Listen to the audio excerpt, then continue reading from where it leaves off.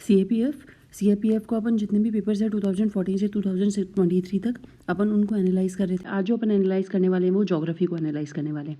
सबसे पहले तो यहाँ पे ये देखो ज्योग्राफी का सिलेबस क्या कहता है, जिसके अंदर पहले पॉइंट में मेंशन है कि इंडियन और वर्ल्ड ज्योग्राफी, यानी इंडिया की भी पढ़नी है आपको, वर्ल्ड की भी पढ़नी है। The question shall cover the physical, social and economic aspects of geography pertaining to the India and the world. बस इन्होंने ये चीज़ बोल दिया कि फिजिकल है, ज्योग्राफी है, सोशल ज्योग्राफी है और इकोनॉमिक ज्योग्राफी है। अब फिजिकल, सोशल और इकोनॉमिक, फिजिकल में बहुत सारी चीज़ें आती है, सोशल में भी बहुत सारी चीज़ें आती है, इकोनॉमिक में भी बहुत सारी चीज़ें आती है। कैसे पता चलेगा? वही सेम PYQ जो हमें दोनों की पढ़नी है, इंडिया और वर्ल्ड की। व्हाट टू स्टडी, ये हमें PYQ बताएंगे कि क्या चीज़ पढ़नी है। हाउ टू स्टडी जैसे हम स्टडी करते आए हैं, लेकिन यहाँ पे सोर्स को एक सिंगल रखना है। जैसे कि देखो अब एक और चीज़ यहाँ पे है, which book is to prefer. मैं आपको एक चीज़ बताती हूँ, जो CAPF है ना वो UPSC कराता है और CSE का पेपर भी UPSC कराता है। CSE यानी सिविल सर्विस एग्जाम्स। तो ये जो पेपर करा रहा है UPSC, लेकिन CAPF के अंदर एज लिमिट होती है, फिर UPSC में भी होती है, मतलब UPSC CSE में भी एज लिमिट होती है, लेकिन इसमें 25 ही होती है। और यहाँ पे क्या होता है इस पेपर के अंदर है ना, पेपर का जो लेवल होता है वो CSE के कंपैरिजन में बहुत कम रहता है, बहुत ज़्यादा कम रहता है। ठीक है, तो लेकिन सोर्स जो है ना वो दोनों के सेम ही रहेंगे। ये चीज़ हमेशा ध्यान रखना, क्योंकि जो बच्चा CAPF की तैयारी कर रहा है वो UPSC की तैयारी करता ही करता है। ये मतलब शायद 100% बच्चों में से 99% बच्चे ऐसा करते हैं। तो उसका सोर्स मैं बता दे रही हूँ आपको, ज़्यादा कुछ पढ़ने की ज़रूरत नहीं है। यहाँ पे सिर्फ ये NCERT कवर कर लेना, ये चारों NCERT, इन चारों NCERT में आपको सब कुछ मिल जाएगा।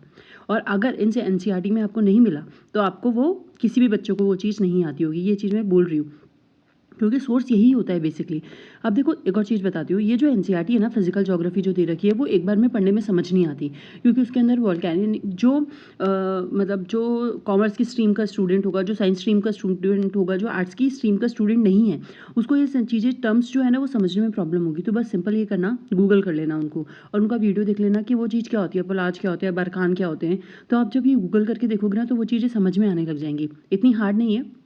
हाँ, कुछ चैप्टर्स हैं वर्ल्ड के जो फिजिकल ज्योग्राफी के हैं वो थोड़े से हार्ड है, लेकिन 7-8 चैप्टर्स हैं मुश्किल से, जो आपको ऐसे लगेगा कि हाँ इनमें से कुछ ऐसा है जो समझने लायक है। गूगल करना है, उनमें भी सारी चीज़ें नहीं, थोड़ी थोड़ी चीज़ें। तो आप जब गूगल करोगे उसको तो आपको मिल जाएगी। ज़्यादा सोर्स पे घूमने की ज़रूरत नहीं है, इन चारों बुक्स को कर लेना, ये आपकी दोनों की तैयारी करा देगा और इनको रट लेना अच्छी तरह से, सारे क्वेश्चन निकल जाएंगे। ठीक है, और उसके बाद जितने क्वेश्चंस कर सकते हो GH के उतने क्वेश्चंस लगाना।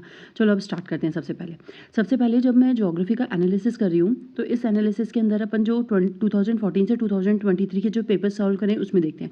तो सबसे पहले फिजिकल ज्योग्राफी की बात करते हैं। फिजिकल ज्योग्राफी में सॉइल और वेजिटेशन की बात करते हैं। मैंने यहाँ पे इंडिया और वर्ल्ड की जो है ज्योग्राफी उसको एकदम अलग नहीं करा है, क्योंकि देखो जो सॉइल की बात होगी ना वो इंडिया से ही पूछी जाएगी, नॉर्मली वर्ल्ड से नहीं पूछी जाती। जो रिवर्स है ना वो इंडिया के रिवर पूछे जाते हैं, वर्ल्ड के क्वेश्चंस मैंने अभी तक नहीं देखे वर्ल्ड रिवर पे बेस्ड हो CAPF के अंदर। UPSC में पूछे जाते हैं, UPSC CSE के अंदर, लेकिन यहाँ पे मैंने नहीं देखे। ठीक है, जैसे सॉइल और वेजिटेशन है तो मैंने इसमें दोनों, इंडियन और वर्ल्ड दोनों को कवर कर लिया है। तो टॉपिक बेसिकली ये है, सॉइल और वेजिटेशन। पढ़ना कहाँ से है? NCERT से पढ़ना है, वहाँ पे मिल जाएगा। सॉइल को भी उन्होंने बहुत अच्छे से डिफाइन कर रखा है, उसमें किस चीज़ की कौन सी सॉइल कहाँ पे मिलती है उसका मैप भी समझा रखा है, और फिर किस चीज़ की डेफिशिएंसी से ये चीज़ होती है। अब देखो सबसे पहले जैसे यहाँ पे क्वेश्चन पूछा है रेगर सॉइल, उसमें से वो पूछा है कि किसकी कल्टिवेशन के लिए वो सूटेबल होती है। तो यहाँ पे आपको ऑप्शंस दे रखे हैं। फिर उसके बाद यहाँ पे कंडीशंस दे रखी है। अब इसमें पूछा है कि ये वाली जो टाइप की वेजिटेशंस है, ये जो कंडीशंस को सेटिस्फाइड करने वाली कौन सी है, यानी आपको ये चीज़ देखनी है। और ये वेजिटेशंस का टाइप दे रखा है, आपको ये चीज़ डिसाइड करनी है। यहाँ पे देखो वेजिटेशन दे रखा है, उसका रीजन पूछ रखा है कि ये कहाँ पे पाए जाते हैं। फिर उसके बाद यहाँ पे देखो वीट कल्टीवेशन के लिए क्या क्या कंडीशंस चाहिए वो हमसे पूछ ली। फिर यहाँ पे 2019 में डेसिडुअस फॉरेस्ट, अब यहाँ पे भी देखो डेसिडुअस आ गया है। ठीक है, तो यहाँ पर डेसिडुअस फॉरेस्ट, तो यहाँ पे इसकी कंडीशंस दे रखी है कि इनमें से कौन सी डेसिडुअस फॉरेस्ट में नहीं पाई जाती। अब नेक्स्ट क्वेश्चन देखो यहाँ पे, फिर यहाँ पे शिफ्टिंग कल्टीवेशन का नाम दे रखा है, कंट्री दे रखी है। उसके बाद यहाँ पे देखो वापस से सॉइल के बारे में पूछ रखा है कि कौन सी कंडीशन दे रखी है यहाँ पे सॉइल की, और पूछ रखा है इनमें से कौन सी सॉइल की कंडीशन होगी। यहाँ पे झूम कल्टीवेशन का पूछ रखा है कि कहाँ पे करी जाती है, कौन से स्टेट के अंदर करी जाती है। और यहाँ पे फिर वो ट्रॉपिकल रेन फॉरेस्ट है, उसकी कंडीशंस दे रखी है और वो चीज़ हमें बतानी है। अब यहाँ पे देखो which one of the following is not correct. Not correct है तो यहाँ पे स्पीशीज़ दे रखी है, मतलब प्लांट की कोई वो बता रखा है और वो कौन सी जगह पे नहीं पाई जाती वो हमसे पूछा गया है। फिर यहाँ पे मैंग्रोव साइट्स है, मैंग्रोव्स के बारे में पूछ रखा है। मैंग्रोव्स हम इन्वायरमेंटल में बहुत अच्छे से पढ़ते हैं। फिर यहाँ पे देखो ये largest area under the dense evergreen forest cover में जो लेटेस्ट फॉरेस्ट रिपोर्ट आई थी उसके हिसाब से ये पूछा गया था। अब यहाँ पे फिर टेम्परेट ग्रासलैंड दे रखी है, उसका रीजन दे रखा है और ये हमसे पूछ रखा है। वेजिटेशन का ही टाइप है बेसिकली, लेटराइट सॉइल दे रखी है और उसका टाइप पूछ रखा है। तो यहाँ पे अगर यहाँ पे फिर एक और देख लो जो 2023 के अंदर आया था। एक देखो यहाँ पे एक चीज़ देखो, ये रागी के बारे में पूछा है बेसिकली। रागी के बारे में इसलिए पूछा है क्योंकि 2023 जो था ना, वो था मिलेट्स का ईयर ऑफ मिलेट्स था, और रागी एक मिलेट है। तो ये वाला वैसे तो क्वेश्चन इसके आंसर में थोड़ा सा गड़बड़ है, क्वेश्चन में गड़बड़ है एक्चुअली में। ये 2023 में जो पूछा गया है, अब आंसर की आएगी तब पता चलेगा। लेकिन जब रागी की आप बात कर रहे हो ना यहाँ पे, तो ये जो रागी है एक मिलेट है और मिलेट ईयर है, इसलिए इन्होंने ये चीज़ पूछी थी बेसिकली कि रागी के बारे में अपन को पता है या फिर नहीं पता है। तो अब मैं सॉइल और वेजिटेशन का जब मैं इसको समरी में लिखूंगी तो मैं क्या लिखूंगी, टाइप्स ऑफ सॉइल और उसकी कैरेक्टरिस्टिक्स पूछी थी कि रिगर सॉइल की कौन सी कहाँ पे पाई जाती है। लेटराइट सॉइल के बारे में कैरेक्टरिस्टिक्स पूछ ली थी। टाइप्स ऑफ वेजिटेशन में आपको रीजन मैच करना था कि ये टाइप ऑफ वेजिटेशन दे रखी है इसकी कंट्री, और टाइप ऑफ वेजिटेशन में आपसे वो कैरेक्टरिस्टिक्स भी पूछी थी और एग्जाम्पल्स भी पूछे थे। कैरेक्टरिस्टिक्स पूछी, क्लासिफिकेशन पूछा फॉरेस्ट का, और उनके एग्जाम्पल्स पूछे। तो ये आपको कवर करना है सॉइल्स एंड वेजिटेशन में। कहाँ से मिलेगा, एनसीईआरटी से। देखो एनसीईआरटी पढ़ लो पूरी अच्छी तरह से, उसे रट लो। फिर जब आप जीएस के क्वेश्चंस लगाना शुरू करोगे ना, कहीं से भी लगाओ, एसएससी के लगाओ, कोई भी क्वेश्चंस लगाओ, और जो क्वेश्चन आपको नहीं आता है एक रजिस्टर में नोट डाउन कर लो, और जब आप रिवाइज करो ना उन सब क्वेश्चंस को देखते जाओ, आपकी जीएस बहुत स्ट्रांग हो जाएगी। फिर यहाँ पे देखो लैंड फॉर्म्स, सोर्स हमेशा एक रखो लेकिन अपने आप को हमेशा अपडेट करते रहो। लैंड फॉर्म्स, अब लैंड फॉर्म्स के अंदर क्या है, ये वाला चैप्टर भी एनसीईआरटी के अंदर दे रखा है, अच्छे से समझा रखा है, वहीं से क्वेश्चन है। वेरियस लैंडफॉर्म्स के लिए पूछा है, यहाँ पे रीज़न ही पूछ लिया, क्यों ऑब्जर्व होती है, क्यों बनते हैं। यहाँ पे देखो ये लैंडफॉर्म्स बोल रहे हैं इनकी लोकेशंस की, ये कहाँ कहाँ पे पाई जाती है, डेल्टास कहाँ बनते हैं, ऑक्सबो लेक्स कहाँ बनती है। फिर यहाँ पे देखो मैं यहाँ पे एक आपको कैरेक्टरिस्टिक्स दे रखी है, उसमें से पूछा है ये किसकी कैरेक्टरिस्टिक है, ये भी लैंडफॉर्म है। फिर उसके बाद यहाँ पे देखो 2019 में पूछा सेम कि स्लोप एक्यूमुलेशन, यहाँ पे भी कैरेक्टरिस्टिक्स है, और इसमें से पूछा इनमें से वो कौन सी किसकी कैरेक्टरिस्टिक्स है। फिर यहाँ पे आपको स्प्रिंग मतलब जो झरने निकलते हैं अंदर से, उसके बारे में पूछा है कि वो कहाँ पे निकल सकते हैं, कैरेक्टरिस्टिक्स पूछ रहे हैं सिंपली। यहाँ पे देखो फिर वॉल्केनो को टाइप है, लैंडफॉर्म्स में वॉल्केनोज भी आती है, और उनकी लोकेशन कहाँ कहाँ पे। कोई वॉल्केनो इरप्ट हुआ होगा इसलिए उन्होंने पूछ ली होगी, वैसे ये दे रखी है एनसीईआरटी के अंदर, जब वाल्मीकि को समझा रखा है तब वहाँ पर उसके एग्जाम्पल्स भी दे रखे हैं, और ये चीज़ भी बता रखी है कि कहाँ पाई जाती है। अच्छे से 4-5 दे रखे हैं, वो पढ़ लेना। फिर उसके बाद यहाँ पे देखो फिर इस क्वेश्चन के अंदर लैंडफॉर्म्स दे रखे हैं और एजेंट पूछ लिया इस बार कि लैंडफॉर्म्स को किस रीजन से, किस कारण से ये बनते हैं। तो ये वहाँ पे मिल जाएगा, लाइमस्टोन टॉपोग्राफी के अंदर ये पूछ लिया। फिर वापस यहाँ पे लाइमस्टोन रीजन पूछा और ये कहाँ कहाँ पे पाई जाती है वो पूछ लिया वर्ल्ड के अंदर, मैप के अंदर। तो फिर यहाँ पे देखो लैंडफॉर्म्स पूछे हैं कौन सा साइज होता है, किसका सबसे ज़्यादा बड़ा होता है। फिर यहाँ पे वॉल्केनो पूछिए, वॉल्केनो का इरप्शन हो जाता है उसमें कौन सी वॉल्केनो होती है, उसके टाइप से पूछ लिया। लैंडफॉर्म के फीचर्स पूछ लिए, जहाँ पे केव्स बनती है, आर्च बनते हैं, स्टैक बनते हैं, ये सारे एग्जाम्पल्स दे के पूछ लिया कि ये कौन सी लैंडफॉर्म्स के लैंडस्केप के फीचर्स हैं। फिर यहाँ पे देखो रिवर में, फिर रिवर का पूछा, यहाँ पे कंडीशंस दे दी और आपसे पूछा है कि कौन सी कंडीशंस बनती है। अगर ऑक्सबो आपने पहले भी देखी थी, पॉट होल्स भी देखे थे, अगर आप इन सब पर्टिकुलरली लैंडफॉर्म्स को कवर कर लोगे कि ये चीज़ ऑक्सबो लेक कब बनती है, वी शेप वैली कब बनती है, और उसके बाद पॉट होल्स कब बनते हैं, वॉल्केनो के टाइप कौन कौन से होते हैं, ये कब बनते हैं, इनके कहाँ कहाँ पे एग्जांपल्स हैं, ये कहाँ कहाँ रीजन में प्रेजेंट हैं। तो ये वाला जो टॉपिक है ये आपका अच्छे से कवर हो जाएगा। और मुझे तो, क्योंकि देखो मैं सच बता रही हूँ, क्योंकि मैंने जो है ना, मैंने खुद ने ना सिर्फ एनसीईआरटी ही पढ़ी है और मुझे भी वो समझ नहीं आती थी, तो मैं ना गूगल कर लेती थी उन सब चीज़ों को। तो आप ऐसे थोड़ा मेहनत ज़रूर लगेगी लेकिन हो जाएगा, ठीक है। अब यहाँ पे देखो सॉलिफिकेशन के बारे में पूछा है, एक दे रखा है और उसके बारे में यहाँ पे बोल रखा है ये कहाँ पाया जाता है। लोकटक लेक के अंदर अपन को फुंडीज पता है बनती हैं, लेकिन वो किस प्रोसेस से बनती हैं वो पूछ लिया यहाँ पे। फिर यहाँ पे लैंडफॉर्म्स हैं जो बारकन्स बनते हैं, वो क्यों बनते हैं उसके लिए पूछ लिया, डेजर्ट एरिया के अंदर। तो ये सारी चीज़ें पूछिए। फिर देखो यहाँ पे ये वाला तो अपन ने देख लिया था ना, लैंडफॉर्म्स और एजेंट किस किस के हैं। लोइसेस, टॉम्बोलो, पॉइंट बार्स और मोरेन्स कहाँ बनते हैं और किससे बनते हैं। तो अगर मैं इसकी समरी देने जाऊँ लैंडफॉर्म्स की, तो मैं बोल सकती हूँ इनके फीचर्स क्या क्या हैं, ये कौन कौन सी लोकेशन पे बनते हैं, इनके एजेंट्स कौन कौन से हैं, इनका रीजन कौन कौन सा है, और इनके कैरेक्टरिस्टिक्स कौन से हैं। आपको ये सारे के सारे कवर करने हैं लैंडफॉर्म्स में, और ये एनसीईआरटी से हो जाएंगे, बहुत अच्छी तरीके से हो जाएंगे, और इनको कर लेना। मैं बार बार एनसीईआरटी इसलिए बोल रही हूँ क्योंकि आजकल कोचिंग वाले बोलते हैं कि बहुत ज़्यादा मटीरियल है। देखो एक चीज़ बताती हूँ, जो कोचिंग में पढ़ा रहे होते हैं ना, उन लोगों ने भी एनसीईआरटीज़ या फिर कोई स्टैंडर्ड बुक से ही पढ़ा होता है, वो कोई एक्सपर्ट नहीं होते, उन्होंने किसी भी सब्जेक्ट में पीएचडी नहीं कर रखी होती। तो आप भी उस लेवल पे पहुंच सकते हो। कैसे पहुंच सकते हो, जब आपके पास सोर्स हो, और वो सोर्स एनसीईआरटी से आएगा और आपकी खुद की मेहनत से आएगा, ठीक है। अब यहाँ पे देखो वर्ल्ड मैप देखो यहाँ पे मैंने ये चीज़ इसलिए लगा दी क्योंकि इसकी कोई समरी नहीं बना सकती, क्योंकि वर्ल्ड मैप में वो क्या पूछ ले, लेकिन आप यहाँ पे देखोगे कि बेसिकली उनका क्या एरिया रहता है कवर करने का। एशिया के बारे में पूछ लिया उन्होंने, लैंडलॉक कंट्री है, इंडियन ओशियन और उसके आसपास का रीजन पूछ लिया। फिर यहाँ पे ये जो आइलैंड है, आइलैंड जो शायद कॉन्फ्लिक्ट में चल रहे होंगे तो उनके बारे में पूछ लिया कहाँ हैं, या फिर यहाँ पे ऐसा कुछ होगी जो न्यूज़ के अंदर रहे होंगे तो ये पूछ लिया। जापान के आर्किपेलागो के बारे में पूछ लिया कि कौन कौन सा है। फिर उसके बाद ट्रॉपिक ऑफ कैंसर कहाँ से गुजरती है, ये सब अपन पढ़ते हैं। साउथर्न मोस्ट लैटिट्यूड में कौन सी चीज़ लाई करती है, वो चीज़। अब आपको ये पता होना चाहिए पॉलिनेशिया कहाँ है, चिली कहाँ है। तो ये आप जितनी बार वर्ल्ड मैप देखोगे ना तो आपकी ये सारी चीज़ें कवर होती जाएगी। सोनोरन डेजर्ट है तो वो कहाँ है, तो उसके बारे में पूछ लिया गया। तो वर्ल्ड मैप में आपको डेजर्ट्स पढ़ने पड़ेंगे। रिवर से नॉर्मली क्वेश्चन नहीं पूछा इन्होंने, डेजर्ट पढ़ेंगे, आइसलैंड पढ़ने पड़ेंगे, कहाँ कहाँ पे आइलैंड है, और उसके बाद कौन कौन से जो आइलैंड्स हैं जो कॉन्फ्लिक्ट्स में चल रहे हैं आपको वो पता होना चाहिए।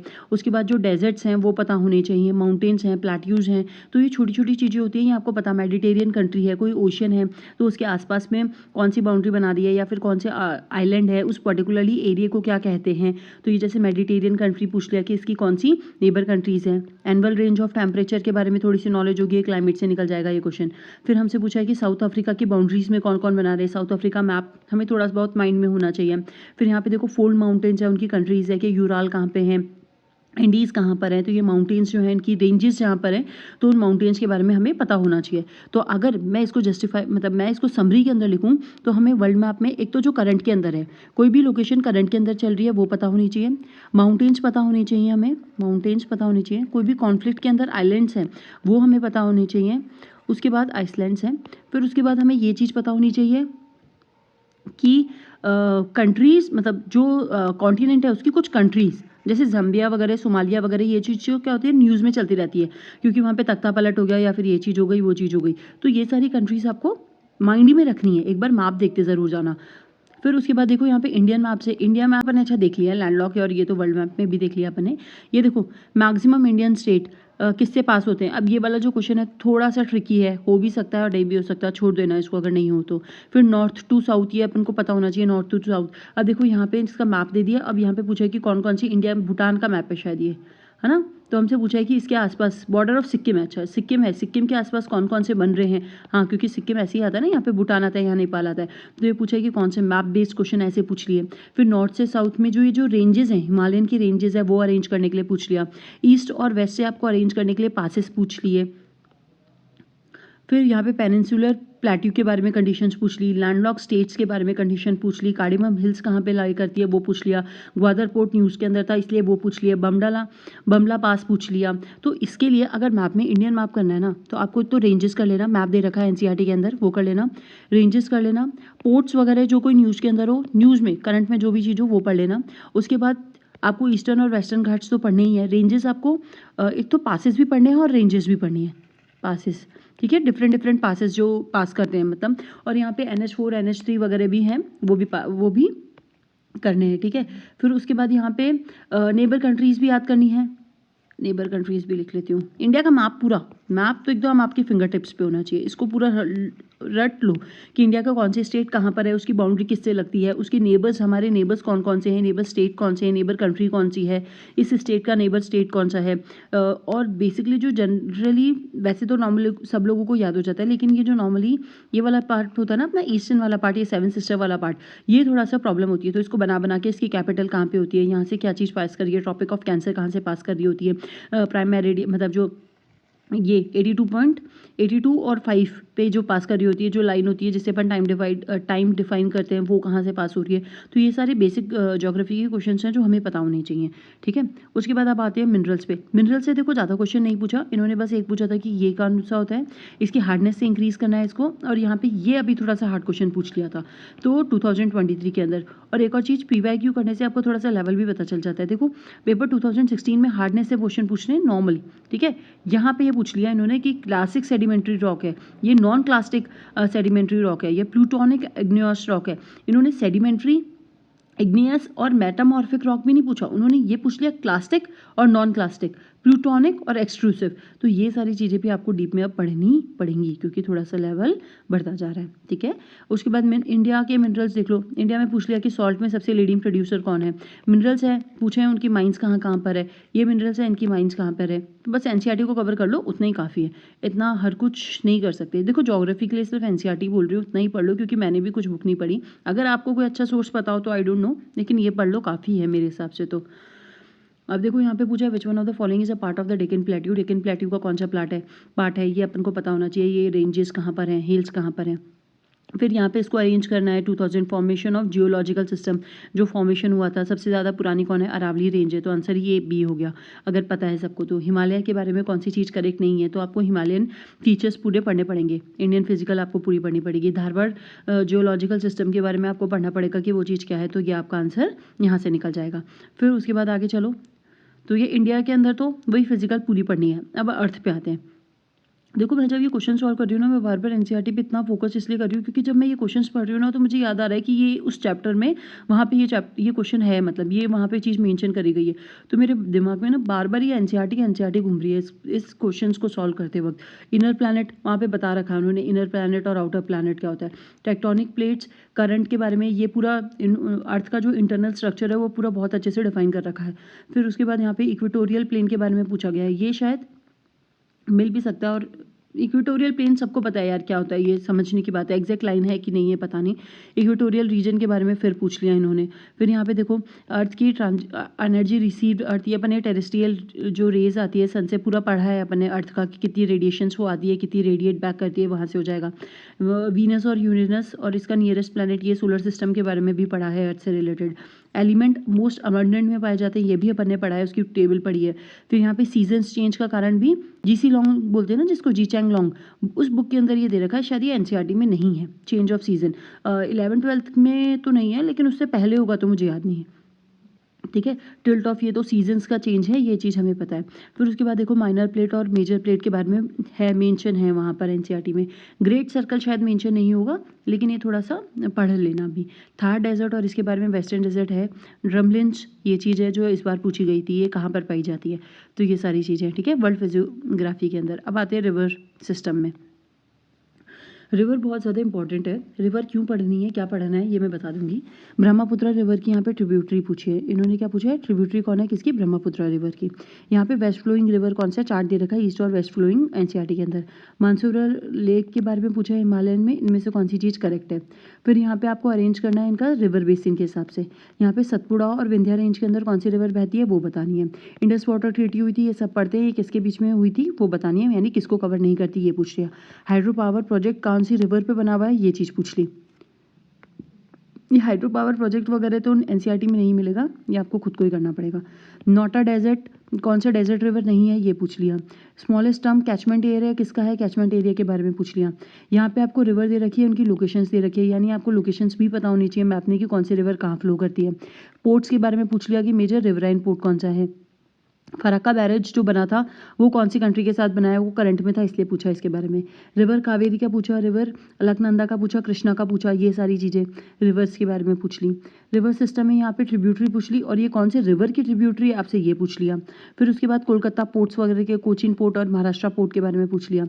प्लेन्स कैरेक्टरिस्टिक्स पूछ ली कि भाबर खादर और ये कहाँ पर बनती है और इसकी क्या कैरेक्टरिस्टिक्स होती है। फिर वहाँ पर पूछ लिया कि एक फॉल है वो कहाँ पर है, ये पूछ लिया। सी पोर्ट के बारे में पूछ लिया कि कौन कौन सी मेजर पोर्ट है, कौन किसको गवर्न करता है। फिर यहाँ पे देखो रिवर सिस्टम में great northern plain are formed basin of the three, किससे पूछता है, ये भी पूरा रिवर सिस्टम के बारे में दे रखा है और उसमें एक्सप्लेन कर रखा है। ये थोड़ा सा ये वाला जो स्टेटमेंट है ये नॉलेज बेस्ड है। तो अगर मुझे इसका सेकेंडरी करनी हो तो रिवर की ट्रिब्यूटरीज पूछी थी, ब्रह्मपुत्र की पूछ ली थी हमसे। रिवर पे प्रोजेक्ट्स पूछे थे कि कौन कौन से बने हुए हैं।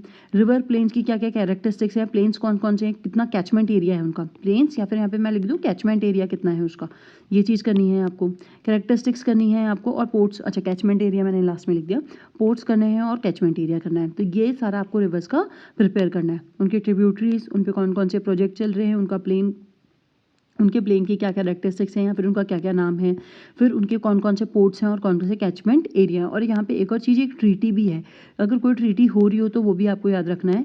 लेकिन इंडस वाटर ट्रीटी तो सबको पता रहती है, इसलिए मैंने यहाँ पे मेंशन नहीं करा। तो यहाँ पे ट्रीटी भी एक याद रख लेना कि एक ट्रीटी भी यहाँ पे अगर कोई रिसेंट में ट्रीटी हो रही है या फिर किसके बारे में बात चल रही है तो वो भी हमें पढ़नी है, कवर करनी है। अब उसके बाद हम आते हैं इवोल्यूशन एंड एटमॉस्फेयर। ये वाली टेबल जो दे रखी है फर्स्ट चैप्टर के अंदर ही दे रखी है, तो ये चीज़ पढ़ लेना कब हुआ था। फिर उसके बाद एटमॉस्फेरिक का एवोल्यूशन कैसे बना, कौन किस में कंसंट्रेशन ऑफ आयन होता है। फिर यहाँ पे एटमॉस्फेरिक कंसंट्रेशन पे लेयर्स पे क्वेश्चन पूछ लिया।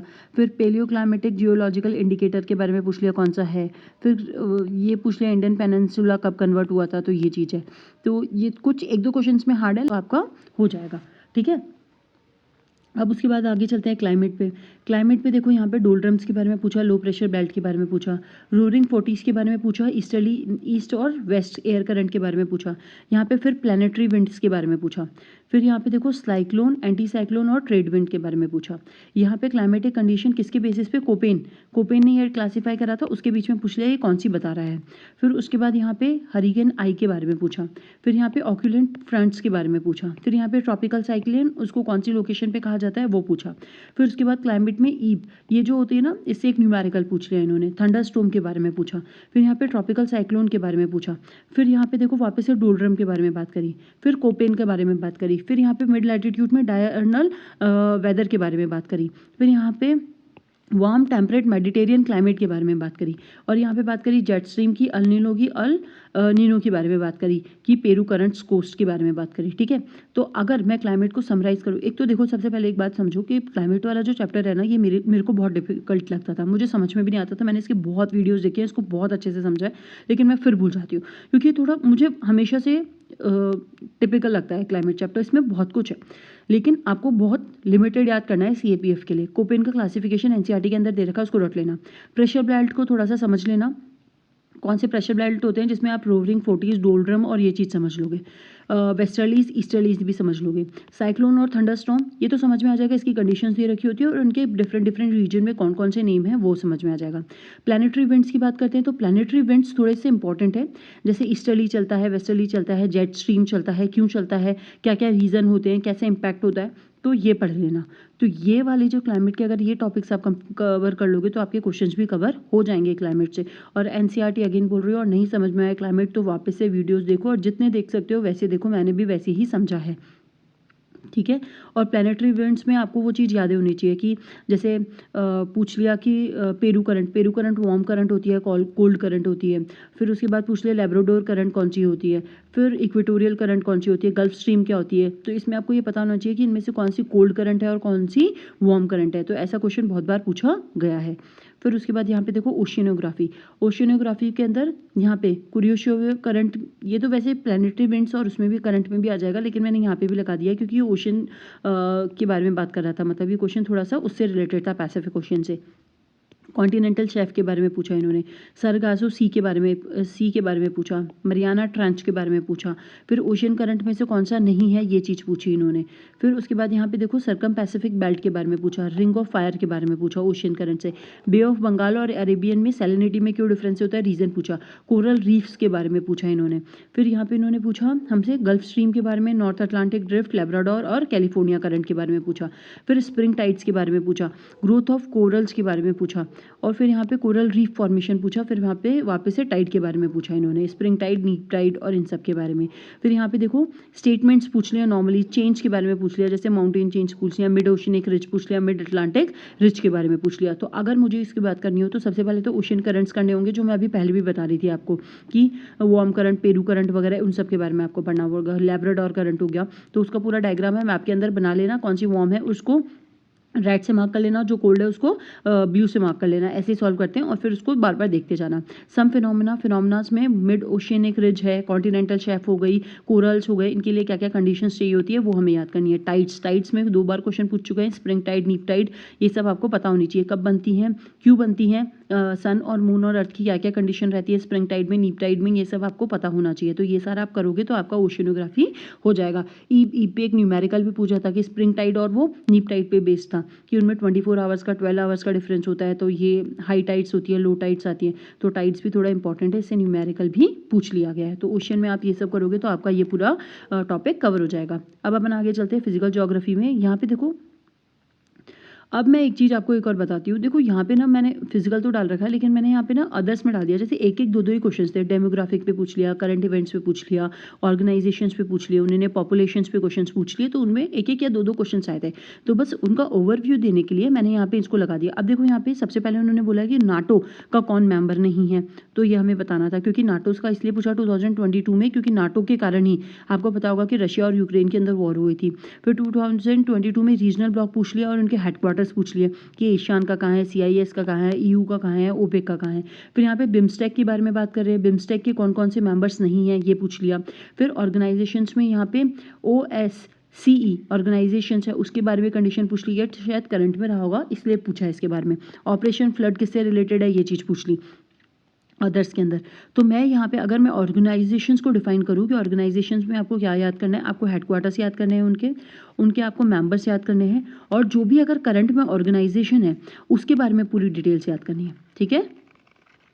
तो ये सारी आप ऑर्गेनाइजेशंस में करोगे। फिर उसके बाद ये वाला क्वेश्चन देख लो, ऑपरेशन फ्लड जो चला था वो किसके लिए चला था, तो ये सारे भी ऑपरेशंस, रेवोल्यूशंस जो आए थे, वाइट, ग्रीन, ब्लू, येलो, ये भी आपको याद करने हैं। फिर यहाँ पे जो क्वेश्चन है ये वेदरिंग से है, टाइप ऑफ वेदरिंग से हमें ये क्वेश्चन पूछ लिया। ये पुल फैक्टर जो माइग्रेशन पॉपुलेशन से रिलेटेड है डेमोग्राफिक चेंज में, तो माइग्रेशन के लिए पुल फैक्टर और पुश फैक्टर क्या होते हैं, NCERT में मेंशन है, आप पढ़ोगे तो आपको पता चल जाएगा। वेदरिंग भी मेंशन है। पोर्ट ऑफ कॉल वहाँ पे उन्होंने बता रखा है कि पोर्ट ऑफ कॉल क्या होता है। तो सिंगापुर को पोर्ट ऑफ कॉल, अगर आपको ये पता होगा कि पोर्ट ऑफ कॉल है तो आपको पता चल जाएगा सिंगापुर, और आप पता लगा लोगे कि इनमें से कौन सा ऑप्शन है, ये भी मेंशन है। फिर यहाँ पे फिर वापस से डेमोग्राफिक पॉपुलेशन से रिलेटेड है कि कौन सा स्टेज होता है जब यहाँ पे ये कंडीशंस होती है, तो ये भी पॉपुलेशन से रिलेटेड है। फिर यहाँ पे देखो लैंग्वेज पूछ ली कौन से रिलेटेड है। यहाँ पे आपसे इंडस्ट्रियल कॉरिडोर के बारे में पूछ लिया। फिर यहाँ पे एम्प्लॉयमेंट सर्वे आया था, एक करंट के अंदर क्वेश्चन था, उसके बारे में पूछा है। फिर सॉल्ट प्रोडक्शन में हमारा कौन सा रैंक है या फिर कहाँ से मिलती है, उस चीज़ के बारे में पूछ लिया। फिर यहाँ पे न्यू नेम पूछा है, ये थोड़ा सा टिपिकल क्वेश्चन था, अगर नहीं पता होगा तो। ओल्ड नेम पूछ लिया कि कौन सी कंट्री का अब ये नेम है और ओल्ड नेम क्या था। काजीरंगा नेशनल पार्क के बारे में पूछ लिया कि उनको काजीरंगा नेशनल, वैसे तो इन्वायरमेंट का क्वेश्चन है नेशनल पार्क वाला, लेकिन ज्योग्राफी में भी हम थोड़ा सा पार्क्स वगैरह पढ़ते हैं, तो इसलिए मैंने यहाँ पे इसको पेस्ट कर दिया था। फिर ट्राइब्स के बारे में पूछ लिया कि इनमें से कौन सी ट्राइब्स है जो रिलेटेड है, ट्राइब्स के बारे में कंडीशंस देख ली। जो सिल्क प्रोडक्शन है, जब आप इंडस्ट्रियल रीजन पढ़ोगे तो वहाँ पे सिल्क के बारे में बात करोगे, तो सिल्क में आपको पता चलेगा, तो ये क्वेश्चन वहाँ से पूछ लिया। सुनामी जो आई थी 2004 के अंदर, उसके बारे में पूछ लिया, क्योंकि ओशन से रिलेटेड थी चीज़, यानी अदर्स में मैंने इसलिए डाल दी इसको। फिर यहाँ पे देखो कुंड, ये सारे जो प्रोजेक्ट चल रहे हैं किस किस के बीच में चल रहे हैं, ये मल्टीपर्पज़ प्रोजेक्ट्स हैं जो रिवर्स पे चल रहे हैं, जॉइंट वेंचर से चल रहे हैं, तो कोई करंट में चल रहा होगा तो उसके लिए पूछ लिया इन्होंने। फिर यहाँ पे इंडस्ट्रियल डेवलपमेंट रीजन पूछ लिया कि सबसे ज़्यादा इंडस्ट्रियल डेवलपमेंट रीजन कहाँ पर है, ठीक है। और यहाँ पे जैतपुरा और यहाँ पे राजपुर रत्नागिरी महाराष्ट्र के अंदर कोई चल रहा होगा उस टाइम पोर्ट, या फिर कोई काम चल रहा होगा, तो उसके बारे में पूछ लिया किसके लिए फेमस है या फिर इसका क्या पर्पस है। फिर यहाँ पे देखो कैरेक्टरिस्टिक्स में फार्मिंग की कैरेक्टरिस्टिक्स पूछी है, तो फार्मिंग में लाइफ स्टॉक वगैरह एक्सटेंसिव कौन सी होती है, यहाँ पे आपको कैरेक्टरिस्टिक्स दे रखी है और ये पूछा है कि इनमें से ये कौन से टाइप की है। यहाँ पे फिर पॉपुलेशन, एजिंग और इससे रिलेटेड डेमोग्राफिक चेंज से पूछ लिया। इंडस्ट्रियल रीजन से ट्रांस साइबेरियन रेलवे पूछ लिया, जो NCERT में मेंशन है, ठीक है, मैप के साथ उन्होंने बता रखी है। तो यहाँ तक अदर्स में ये सारी चीज़ें हमारी हो गई। तो अगर अदर्स में मैं इसको डिफाइन करूँ तो मैं बोल सकती हूँ आपको इंडस्ट्रियल रीजन पढ़ने हैं, इंडस्ट्रियल रीजन आपको पढ़ने हैं, ठीक है। आपको क्या पढ़ना है, इंडस्ट्रियल रीजन के बाद आपको पढ़ना है इसके अंदर इंडस्ट्री पढ़नी है, आपको डेमोग्राफिक चेंजेस पढ़ने हैं, पॉपुलेशन से रिलेटेड पढ़ने हैं, मल्टीपर्पज़ कोई प्रोजेक्ट चल रहा है वो पढ़ना है, पर्पस प्रोजेक्ट जो चल रहा है वो पढ़ना है। और फिर उसके बाद आपको ये चीज़ पढ़नी है कि कोई करंट के अंदर इशू है क्या, ऑर्गेनाइजेशंस पढ़ने हैं, ऑर्गेनाइजेशंस और उनकी तीनों चीज़ें मैंने बता दी क्या क्या पढ़नी है, तो ये सारे आपको कवर करना है और ये सारे करंट से हो जाएंगे। तो अगर मैं कहती हूँ कि ज्योग्राफी को हमने इतना समराइज़ कर लिया है और ये इतनी हार्ड नहीं आती ज्योग्राफी जितनी आती है, रिवर्स वगैरह कुछ चैप्टर्स हैं जो आपको हमेशा ध्यान में रखने हैं। Thank you and have